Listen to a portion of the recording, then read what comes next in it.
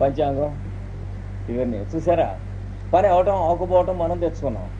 అవి రెండు వాడేమి ఇవ్వలేదు మొత్తం. ఎందుకంటే మన పనులు మనం పెట్టుకున్నాం కనుక పని అవటం అవకపోవటం మనం తెచ్చుకున్నాం. పని అయిన రోజు అవని రోజు మనం కల్పించుకున్నది. రోజులు మాత్రం సర్వాంతర్యామి ఇచ్చినవి. జాగ్రత్తగా తెలుసుకోవాలి. కష్టాలు ఆపదలు బాధలు ఎవరు తెచ్చినవి? మనమే తెచ్చుకున్నాం. ఎవరు భగవంతుడే కనుక ఉంటే ఇవన్నీ ఎందుకు ఇచ్చాడండి అని. వాడు ఎందుకు ఇస్తాడో? అక్కడ ఉన్నది భూమి ఉంది, ఆకాశం ఉంది, సూర్యుడు ఉన్నాడు, చంద్రుడు ఉన్నాడు, వాయువు ఉన్నది, నీళ్లు ఉన్నాయి. మిగతా అప్పులు సొప్పులు ఉద్యోగం చేస్తూ అక్కడ ఇక్కడ లోన్లు పెట్టడం అవన్నీ చేయమన్నాయా? ఈ నీళ్లు ఆకాశం భూమి చేయమన్నాయా? మనం ఒళ్ళు పొగరెక్కి చేసినవి. ఈ దారిద్ర్యం ఎందుకు ఉంటుందంటే మనం తెచ్చుకున్నది, అంతకంటే ఇంకేం లేదు. అది తెలుసుకోవాలి జాగ్రత్తగా. అందుకని విష్ణు శక్తులు రెండు ఉన్నాయి. ఈ రెండు అందులో అతనికి శరీరంబు. ఎవరికి శరీరం? ఎవడు ధ్యానం చేస్తున్నాడో వాడికి శరీరం. ఎందుకని?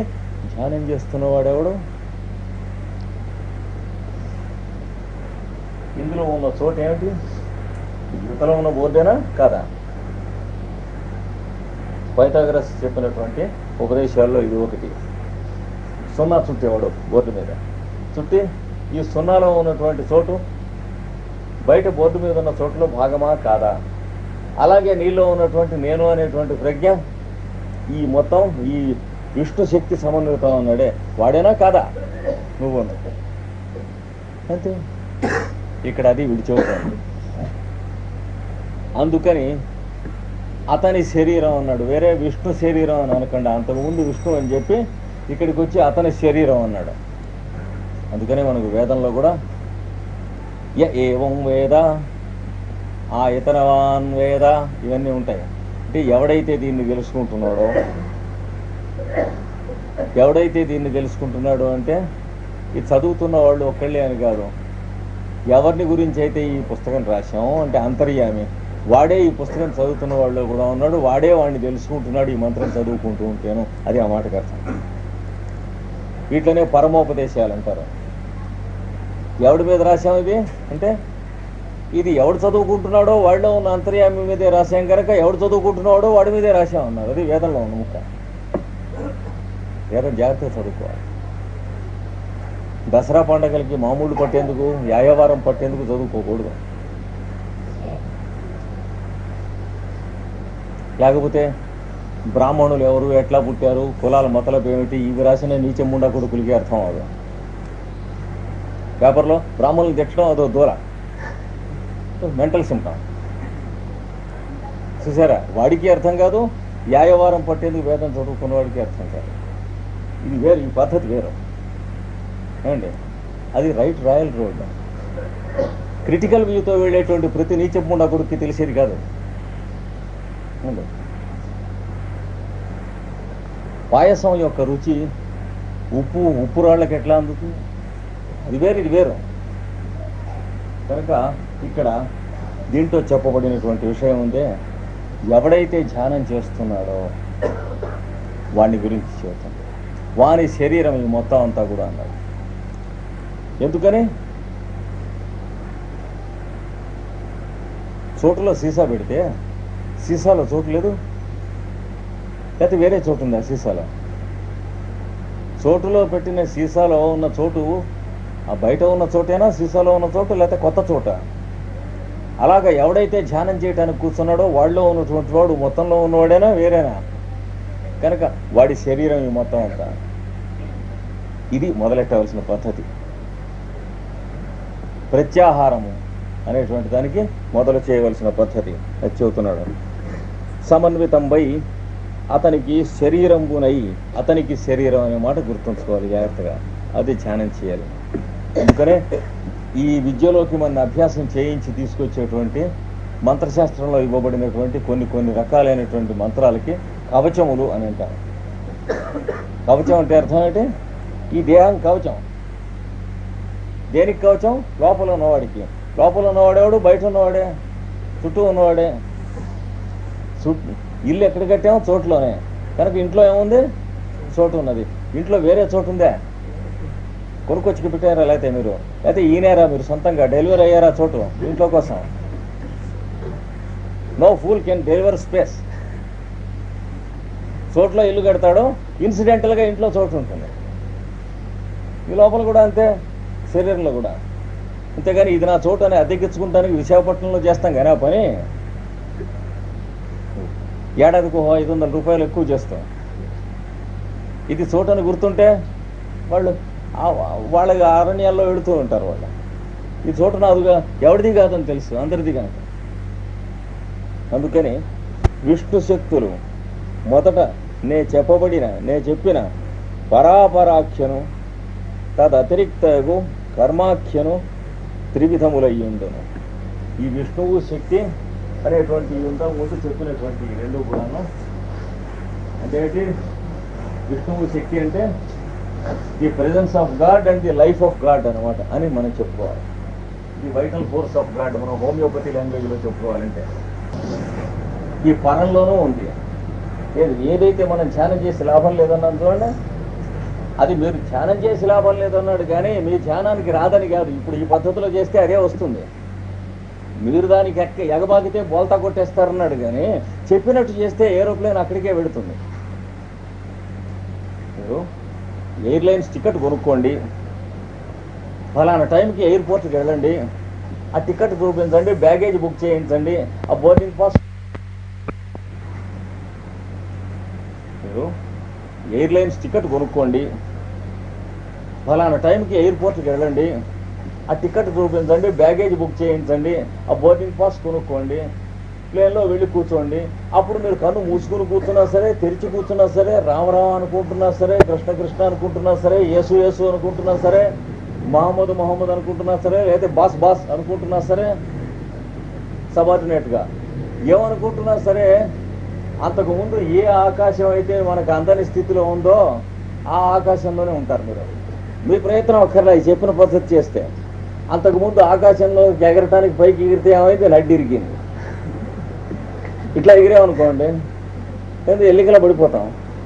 పడిపోయిన తర్వాత ఎవడో లేవదీయాలి, 2-3 తడవలు ఎగిరి పడితే. అందుకని దీనికి ఎగరకండి అన్నాడు. అవ్యక్త హి గతి దుఃఖం. అవ్యక్త పరబ్రహ్మోపాసన చేసిన వాడి గతి దుఃఖమే అని చెప్పింది. అది ఉపాసన నీ తలకాయ అన్నాడు అవ్యక్త అని. అది అసలే అవ్యక్తం అయితే ఉపాసన ఏమిటి అన్నాడు.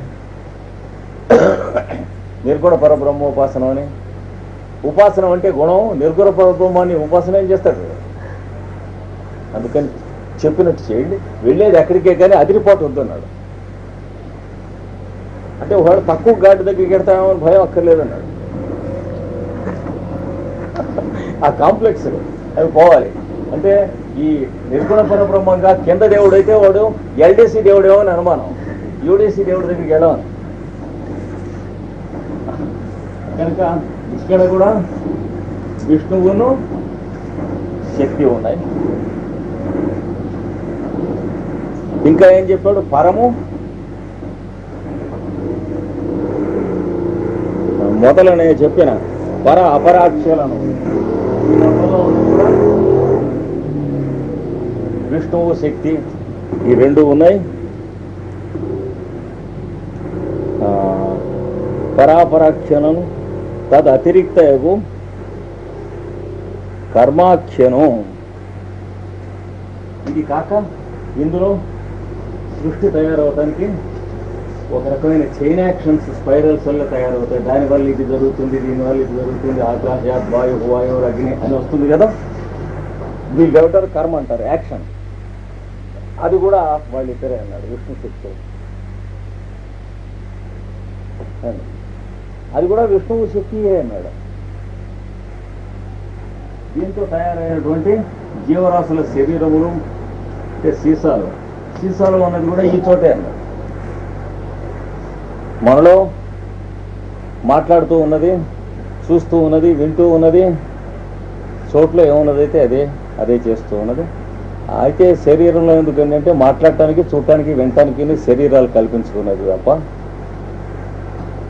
చోటుగా తన యందు తను ఉంటుంది, మాట్లాడుకోవాల్సిన అవసరం ఉండదు.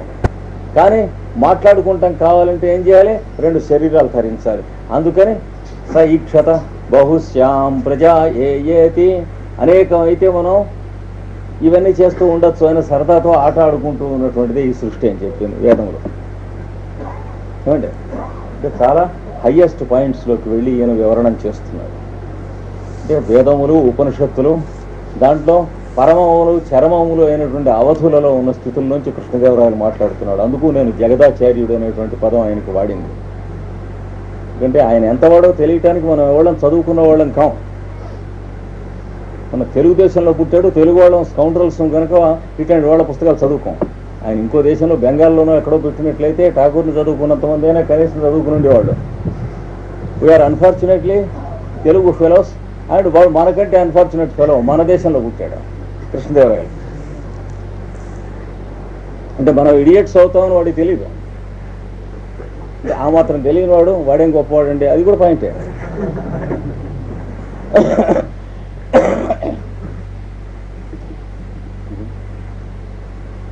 కనుక అతని శరీరంబును అపరాఖ్యను తదతిరిక్తయగు కర్మాఖ్యను త్రివిధంబులయ్యుండు. పరము, అపరము, కర్మ అని 3 రకాలుగా ఉంటాయి. ఈ కర్మ ఏ రకంగా ఉంటుంది? సత్వరజస్తమో కూడా రూపాత్మకంగా ఉంటుంది. ఇక్కడి నుంచి మళ్ళీ మీరు వేదాంతం, సాంఖ్యాన్ని కలుపుకోండి. అంటే ఇక్కడి నుంచి లైన్స్ చీలుతాయి మీకు. ఇటు పెదవాడి నుంచి అటు హైదరాబాద్ లైను, ఇటు విశాఖపట్నం లైను, అటు మెడ్రాస్ లైను చీలినట్ల జంక్షన్ ఇక్కడ వచ్చి త్రివిధంబులయ్యుండును అందు కర్మాఖ్యశక్తి చేత వేష్టితయ్యి. దీంతో చుట్టబడి ఇది ఇక్కడ ఉన్నది. ఇంతకంటే ఏముంది? మనం బొమ్మలు వేసినా ఈ బోర్డే ఇక్కడ ఉందా, ఇంకేమైనా కొత్తగా ఉందా? అంతే అక్కడ కూడా అన్నాడు, the same space exists in every one. కనుక దీని రూపంలో కూడా ఈ చైన్ యాక్షన్స్గా త్రిగుణాలు కూడా దాంతోనే ఏర్పాటు అయినాయి అన్నాడు. కర్మాఖ్యం ఏర్పాటు అయ్యేటప్పుడు ఏం జరిగింది? అపరాఖ్య అగు అది కాకుండా యువతలకి అపరం అనేది ఎట్లా వస్తుంది? కంటైనర్ అనేది కంటైన్. దీన్ని ఏమంటారు? క్షేత్రజ్ఞుడు, క్షేత్రము.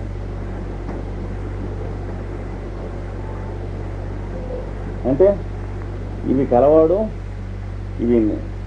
ఇవన్నీ క్షేత్రం. కలవాడు వీడంగా. కలవాడు జీవుడైతే క్షేత్రజ్ఞుడు అవడం, కలవాడు దేవుడైనా క్షేత్రజ్ఞుడు అవడు. ఈ రెంటికి మధ్యన ఉన్నప్పుడు క్షేత్రజ్ఞుడు అవుతాడు.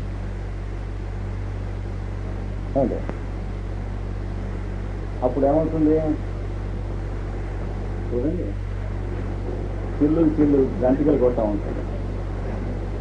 ఈ జంతికల గొట్టంలో జంతికల పిండి ఉంది, అంతే కదా. వాడికి వీడికి ఉన్న తేడా అలాగే ఉంటుంది.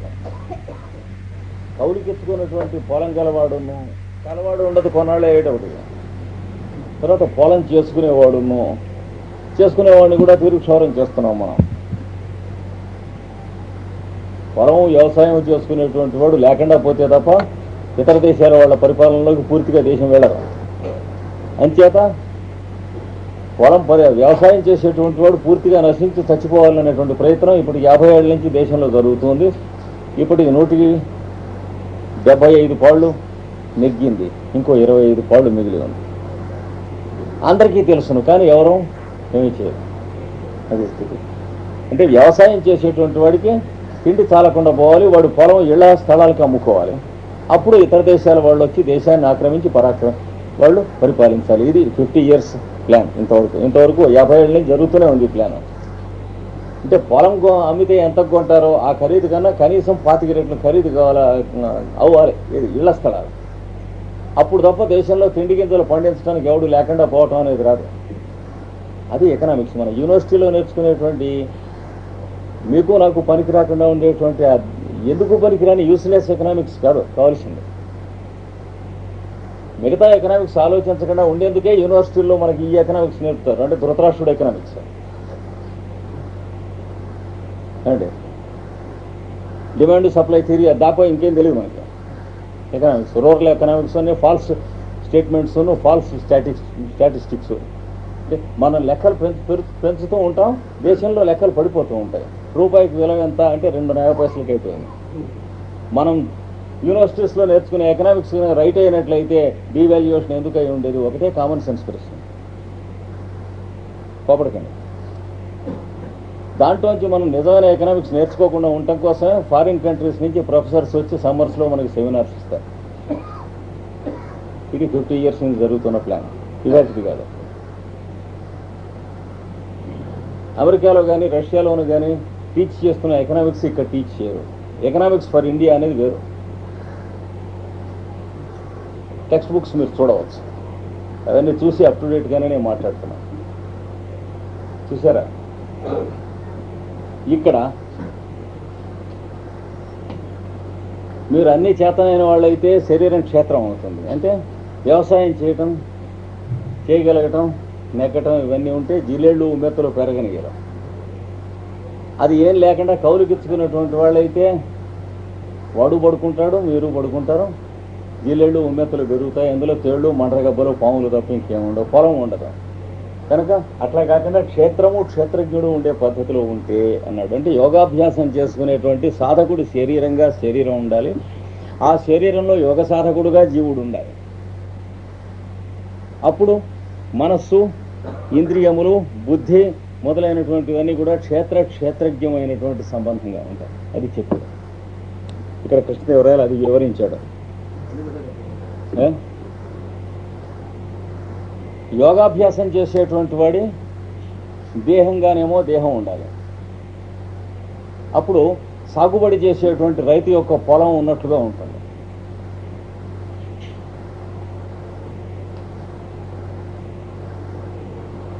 అలాంటి దేహంలో ఉన్నటువంటి యోగిగా లోపల ఉన్న జీవుడు ఉండాలి. అప్పుడు జీవుడు, అంతర్యామి 2 భావనలు కలిసి ఉంటాయి వాడి మనస్సులో. అంటే ఏకకాలంలో తాను జీవుడుగాను అంతర్యామిగాను ఉంటాడు. ఒకే కాలంలో తాను జీవుడుగాను దేవుడుగాను కూడా ఉంటాడు. దేవుడుగా ఉంటే జీవుడు తూనబుడంబాలు కొట్టేయాలి, జీవుడుగా ఉంటే దేవుడిని కొట్టే ఇలా ఉండదు. ఏదో ఒకటే లెక్క. అది కింద లెవెల్లో. పై లెవెల్లోకి వచ్చేటప్పటికి ఏకకాలికంగా ఇల్లు అద్దెకిచ్చుకోదలుచుకోలేదు కనుక వాడు ఇంట్లో ఉన్న చోటన్నా బయట ఉన్న చోటన్నా ఒకటే.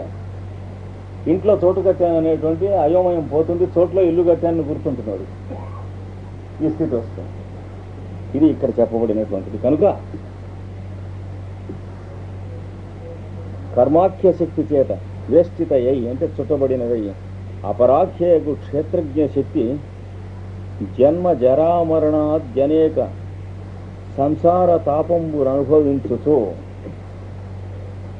దీంట్లో తయారు చేస్తున్నటువంటి దాంట్లో జన్మించడం, పుట్టడం, శరీరంతో ఓ శరీరం ధరించడం, పెద్దవాడు అవుతూ ఉంటాం, దానికి జబ్బులు చేస్తూ ఉంటాం, ముసలితనం వస్తూ ఉంటాం, మృత్యు వస్తూ ఉంటాం, మళ్ళీ ఇంకో శరీరం ధరిస్తూ ఉంటాం.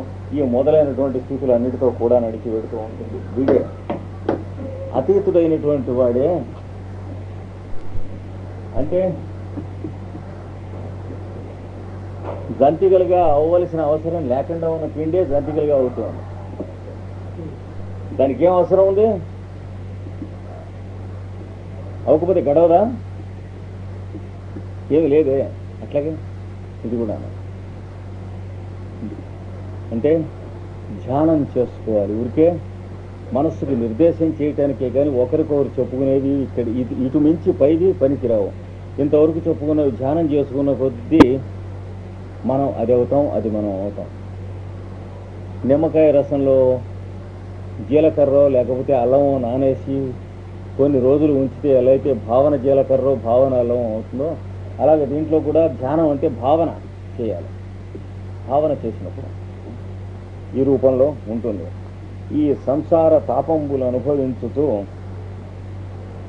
తత్తత్ కర్మానుగుణ శరీరంబులెత్తి ఆయా కర్మకు అనుగుణములైన శరీరములు. ఒక కర్మ చేయటం, దాని ఫలితం రావటం, దానికి సంబంధించిన శరీరం ఎత్తటం. ఎవరు? జీవుడు ఎత్తుతున్నాడు అని ఏడుస్తున్నాం మనం, కానీ దేవుడు ఎత్తుతున్నాడు అని సంతోషిస్తూ ఉన్నాడు లోపల. ఇదంతా వాడి క్రీడ. కనుక ఈ రెండును స్పృశిస్తున్నటువంటి ప్రజ్ఞలో ధ్యానం చేయాలి. అది చూసారా, శరీరంబులెత్తి విజ్ఞాన తారతమ్యంబులనందు తత్ప్రకారంబు ఆకర్ణింపు. విజ్ఞానంలో కూడా తారతమ్యాలు పొందుతూ ఉంటాడు. ఇలాగే అన్నాడు, ఎగుడు దిగుళ్ళుగా కొంచెం తెలిసినవాడు, ఇంకొంచెం తక్కువ తెలిసినవాడు, వాడికంటే కొంచెం ఎక్కువ తెలిసినవాడు, ఎన్ని రూపములుగా వాడొక్కడే నటిస్తూ ఉంటాడు అన్నాడు. ఎవడైతే విష్ణుశక్తి సమన్వయాత్మకుడైనటువంటి స్వరూపుడు ఉన్నాడో వాడే అణువులో కొంచెం తెలిసి ఉంటాడు, పురుగులో కొంచెం తెలిసి ఉంటాడు, పాములో ఇంకొంచెం తెలిసి ఉంటాడు, కప్పలో ఇంకొంచెం తెలిసి ఉంటాడు, ఎలుకలు పందుకొక్కుల్లో ఇంకొంచెం తెలిసి ఉంటాడు, కుందేళ్లలో ఇంకాస్త తెలిసి ఉంటాడు, 4 కాళ్ళ జంతువులు ఇంకాస్త, ఇట్లాగా మనిషి దగ్గరికి వచ్చేటప్పుడు ఇంకా బాగా తెలిసి ఉంటాడు. ఇంకా పైన బాగా తెలిసిన వాళ్ళు కూడా ఉన్నారు. మనిషి హయ్యెస్ట్ కాదు, డార్విన్ చెప్పినట్టు. ఏమండి, డార్వినియన్ థియరీ వాళ్ళు ఏం చెబుతారు, ఉన్న స్పీషీస్లో మ్యాన్ హయ్యెస్ట్ అన్నారు. దీనికి తర్వాత సూపర్ మ్యాన్ ఎలా వస్తాడో అంటే ఏం చెప్పారు, తలకాయ చాలా పెద్దదైపోతుంది, చేతులు కాళ్ళు సన్నబడిపోతాయంటే అవసరం ఉండదుట. Theory of use and disuse. ఇట్లాంటి అగ్లీ పిక్చర్ కనుకైతే ఆ ఇవల్యూషన్ మనకొద్దు, ఆత్మహత్య చేసుకుంటాం చాలా మంచి. బర్నాడ్ షా బుద్ధికి అవతల పారేశాడు ఈ పిచ్చి థియరీస్ అన్నింటినీ తీసుకుని. ఏది న్యాచురల్ ఫిలాసఫర్స్ డార్వినియన్స్ చెప్పినటువంటి తప్పుడు పంచాంగాలన్నింటినీ కూడా ఎడాపెడా వాయించి అవతల పారేశాడు. బ్యాక్ టు మెతుసెలా అనే డ్రామా ఉన్నది, దాని ఇంట్రడక్షన్ చదవండి, బర్నాడ్ షా రాసింది. అది చదివితే బయాలజీ తెలుస్తుంది కానీ, డార్విన్ ఎవల్యూషన్ థియరీ తెలుస్తుంది కానీ, డార్విన్ పిచ్చి థియరీ చదివితే మనకేం తెలుస్తుంది. అందుకనే ఇంట్రడక్షన్లో అంటాడు, డార్విన్ శిష్యుల్లో ఒకడు బాగా ఎక్స్ప్లెయిన్ చేసేటువంటి వాడు బఫూన్ అని ఒక ఆథర్ ఉన్నాడు. వీడు చిన్నవాడుగా అయి ఉన్నప్పుడు పుస్తకాల షాప్కి వెళ్ళినప్పుడు ఎవడో వచ్చి బఫూన్ పుస్తకాలు ఉన్నాయా అని అడిగారట. వీడు విన్నట్ట, నాకప్పుడు ఇంత తెలిసి ఉన్నట్లయితే ఆ బఫూన్ నేనే అని చెప్పి చెప్పవలసి ఉండేది అని రాశాడు. హాస్యగాడు, ఎందుకంటే ఎవల్యూషన్ థియరీని వీటన్నిటిని అందులో ఆటలు పట్టించేశాడు. యాడమ్ అండ్ ఈవ్తో ప్రారంభిస్తుంది డ్రామా. అంటే అటు బైబిల్ గాళ్ళని ఆటలు పట్టించాడు, philosophers, religious fellows, natural philosophers, అలాగా అలా వచ్చి వచ్చి వచ్చి సృష్టి క్రమంలో వచ్చి 20వ శతాబ్దం దాకా వచ్చాడు. వచ్చి చివరికి ఇటుపక్క వేదాంతులు, ఇటుపక్క శాస్త్రజ్ఞులు కూర్చొని ఉంటారు. బర్నాడ్ షా లోపల నుంచి వచ్చి అడుగుతాడు, నాకు ఇప్పుడు 80 ఏళ్ళు దాటినాయి వయస్సు, శరీరం చాలా బాధగా ఉంది, నా శరీరానికి 80 ఏళ్ళు వచ్చినాయి, లోపల మాత్రం కుర్రవాడుగానే ఉన్నాను, ఇంకా ఒక 80 ఏళ్ళు కనీసం నేను ఈ సత్యాన్ని గురించి కనుక్కుందామని ఉంది. మీరు కానీ ఇంతవరకు ఇన్ని లక్షల సంవత్సరాల నుంచి ఇంత హంగామా చేస్తున్నారు, దానికి మార్గం ఏమైనా సాధించారా అని అడిగారు. అంటే హ్యాట్లు తీసి ఇట్లా మొహాలు దాచుకున్నట్టు వాళ్ళు వీళ్ళు కూడా, ఈ వేదాంతులను, ఇటు పక్కన ఉన్నటువంటి న్యాచురల్ ఫిలాసఫర్స్, డార్వినియన్స్, వీళ్ళంతా కూడా. నాటకం ఇంట్రడక్షన్ అది చివరిలో ఇది ఇచ్చాడు. ఇచ్చి సొల్యూషన్ చూడండి ఎక్కడ దొరుకుతుందేమో అన్నాడు ప్రపంచంలో. తప్పకుండా ప్రతి ఒక్కరు చదివి తీరవలసినటువంటి డ్రామాస్లో అది ఒకటి. కనుక డార్విన్ థియరీల్లో ఉన్న పిచ్చి థియరీలకి ఇవి అందవు మనకి, లేదా సైకాలజీ మొదలైన పిచ్చి సబ్జెక్ట్స్ స్యూడో సైన్సెస్కి అందవు. ఇక్కడ దీని గురించి చెబుతాను వినండి అన్నాడు. కింది నుంచి పైదాకా తానే కొంచెం ఉన్నటువంటి శరీరాలు, ఇంకొంచెం మేల్కొని ఉన్న శరీరాలు, అంటే 1 క్యాండిల్ పవర్ ఉన్నటువంటి శరీరాలు ధరించిన జీవులు, 10 candle powers, 100 candle power, 1000 candle power, ఇలా కింద నుంచి పైదాకా శరీరాలు ధరించి ఉంది వాడు ఒక్కడే అన్నాడు. అది చెబుతున్నాడు. ఉండు అప్రాణులందొక్కించుక శక్తి, ధ్యానం చేయండి ఈ రకంగా అన్నాడు. అప్రాణులు అంటే ఏమిటి, రాయి రప్ప మినరల్స్ అంటాను చూడండి, వాటిలలో కొంత ఉన్నది. ఎలా ఉన్నది? వాటిలలో న్యూక్లియర్ కాన్షియస్నెస్ అనే పేరుతో ఉన్నది. అంటే ఏమిటి, ఉప్పుకి ఉప్పగా ఉంటాం, చక్కెరకి తీయగా ఉంటాం మొదలైన రూపాల్లో ఉన్నది. దాన్ని ఆత్మజ్ఞానం అంటారు. ఏమీ లేకుండా ఉప్పగా ఉంటుంది ఉప్పు, పొరపాటు తీయగా ఉండదు అట్లయితే. అంచేత కోయిన్సిడెన్సెస్ థియరీ, పిచ్చి థియరీ చెప్పకూడదు. ఉప్పు ఉప్పుగా ఉండటం కోయిన్సిడెన్స్ కాదు. ఒకప్పుడు ఉప్పుగా ఉంటే ఒకప్పుడు తీయగా ఉంటే మనం చూసినప్పుడు ఉప్పుగా ఉంటుందంటే కోయిన్సిడెన్స్ తప్ప ఉప్పు ఉప్పుగానే ఉంటుంది, తీయగా ఉండదు. నీళ్లు పైనుంచి కిందికే ప్రసరిస్తాయి, కింది నుంచి పైకి వెళ్ళవు. నిప్పు మంట కింద నుంచి పైకే మండుతుంది, పైనుంచి కిందికి వెళ్ళదు. ఇవన్నీ ఏమిటి? ఆత్మజ్ఞానానికి లక్షణాలు. కనుక ఖనిజములలో ఆత్మజ్ఞానం దేంట్లో ఉండవలసినంత దాంట్లో ఉన్నది. సున్నం సున్నంలాగే ప్రవర్తిస్తుంది, అన్నంలాగా ప్రవర్తిస్తుందా? సున్నం తిన్నాం అనుకోండి, పొక్కుతుంది, మన మీద పగ కాదు, కానీ దాని లక్షణం అంతే. ఓ భగవంతుడా, నా మీద నీకు ఇందుకు ఎంత కోపం, నా నోరు పొక్కింది చూడు అంటే సున్నం తినమనలేదు వాడు, నువ్వు తిన్నావు. ఇది తెలుసుకోవాలి. అందుకని ఉండు నప్రాణులందొక్కించుక శక్తి, ఆ విష్ణు శక్తి అనేటువంటిది అప్రాణులలో కొంచెం ఉంటుంది, మేలుకొని ఉంటుంది, అడుగున అట్టడుగున. మన శరీరం తయారవ్వాలి కదా, వాటితోనే. శరీరంలో ఉన్నటువంటి సప్తధాతువులు దేంతో తయారవుతున్నాయండి? మినరల్స్తోనేనా కాదా? భూమిలో ఉన్నటువంటి ఖనిజములతోనే కదా. కనుక వాటిలలో వేటి ధర్మాలు వాటికి లేకపోతే శరీరాలు ఏం తయారవుతాయి? అందుకని విష్ణువు యొక్క ఆ శక్తి ఉండే లక్ష్మి అంటారు, అది ఈ రూపంలో ఉంది వాటిలలో, అప్రాణులలో. అటుపైన స్థావర శ్రేణి తజ్జాతి కంటే, ఆ ఖనిజముల కన్నా వాటిలలోంచి పుట్టినటువంటి స్థావరములు అంటే వృక్షములు, చెట్ల జాతిలో ఇంకాస్త మేలుకొని ఉంది. అంటే పెరగటం, చిగుర్చటం, పువ్వులు వేయటం, కాయలు వేయటం, ఇలా మేలుకుంటుంది, ఇంకాస్త మేలుకొని ఉన్నది అన్నది. కనుక ఇవన్నీ కూడా ఎందులో ఉన్నటువంటి శక్తి, దాని శక్తి అని ధ్యానం చేయకండి, ఇప్పుడు చెబుతున్న విధంగా ధ్యానం చేసుకోండి. అంటే మొత్తం ఒక శరీరంలోనే అంత మేలుకొని ఉన్న చోటు, ఇంత మేలుకొని ఉన్న చోటు, ఇంత మేలుకొని ఉన్న చోటు. ఇప్పుడు అరికాల్లో కొంచెం స్పర్శ జ్ఞానం ఉన్నది, అంతకన్నా పంటి చుట్టూ ఉన్నటువంటి చిగురులో ఇంకా ఎక్కువ ఉందే లేదా స్పర్శ జ్ఞానం, అంతకన్నా కన్ను రెప్ప మీద కొంచెం ఎక్కువ ఉందే లేదా, అంతకన్నా కనుగుడ్డులో ఎక్కువ ఉందే లేదా. కానీ ఈ మొత్తం అంతా మీ శరీరమైనా కాదా?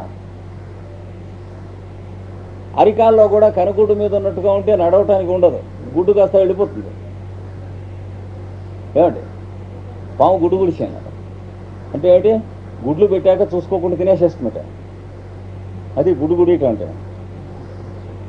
పాము గుడ్డు పెట్టేసి ఏం చేస్తుంది? తన గుడ్లు తను తినేస్తుంది. మనకి కనుగుడ్డులో ఎలా ఉందో చర్మం అరికాల్లో కూడా ఎలా ఉంటే అదే పని చేసేవాడు. లేదా అరికాల్లో ఎలా ఉందో కంట్లో కూడా అలాగే ఉంటే రక్షణగా ఉంటుంది, కానీ జంపకారాలే కనిపించడానికి ఏం లేదు. అందుకని ఎక్కడ ఉండవలసిన విధానంలో అక్కడ అల్టిమేట్ ఫిట్నెస్ ఆఫ్ థింగ్స్ అంటారు. అంటే అరికాల్లో ఎంత మందంగా ఉండాలో అరికాల్లో ఉంది, కంట్లో ఎంత మందంగా పలసగా ఉండాలో కంట్లో అంత పలసగా ఉంది, నోట్లో ఎంత ఉండాలో నోట్లో అంత ఉంది, నాలుక మీద రుచి తెలియాలంటే ఎంత ఉండాలో అంత ఉంది, లోపల గుండెకాయ, ఊపిరితిత్తులు మొదలైనవి తయారయ్యే చోట కావాల్సింది ఎంత మృదువుగా ఉండాలో అంత మృదువుగా ఉంది. దీన్ని ఏమంటారు? అల్టిమేట్ ఫిట్నెస్ ఆఫ్ థింగ్స్ అంటారు. అంటే ఏది ఏ విధంగా ఉండాలో అది ఆ విధంగా సక్రమమైనటువంటి పద్ధతిలో ఉన్నది సృష్టిలోని మనకి తెలిసేటప్పటికి టైం పడుతుంది. అది తెలిసిన తర్వాత ఇంకా సందేహాలు ఏమి ఉండవు.